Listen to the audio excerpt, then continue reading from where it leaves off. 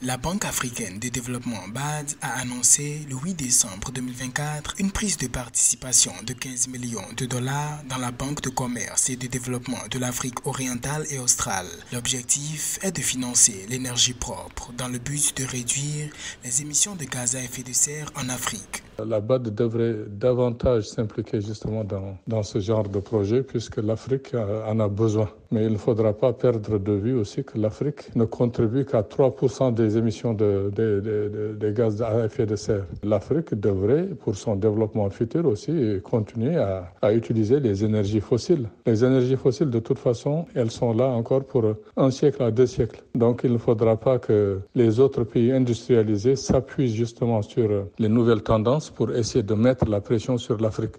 L'initiative consiste à soutenir la mise en place d'une facilité de préparation de projets en vue de stimuler l'investissement dans les technologies en matière d'énergie renouvelable. Seuls 3% des investissements mondiaux dans l'énergie sont réalisés sur le continent, soit 73 milliards de dollars en 2023, selon l'Agence internationale de l'énergie. Pour les énergies propres, il faudra aussi le souligner que l'Afrique est le continent le plus ensoleillé du monde. Donc les énergies propres peuvent être développées dans le continent africain, que ce soit les éoliennes, les biomasses et puis justement l'énergie solaire. Donc ça sont des possibilités de développement aussi futur des énergies propres en Afrique. Il faudra seulement qu'il y ait de la volonté politique et de l'organisation. En Afrique, où environ 600 millions d'habitants attendent encore de bénéficier d'un accès à l'électricité, il s'agit pour les autorités de doubler le niveau d'investissement d'ici 2030, tout en priorisant les énergies renouvelables plutôt que l'extraction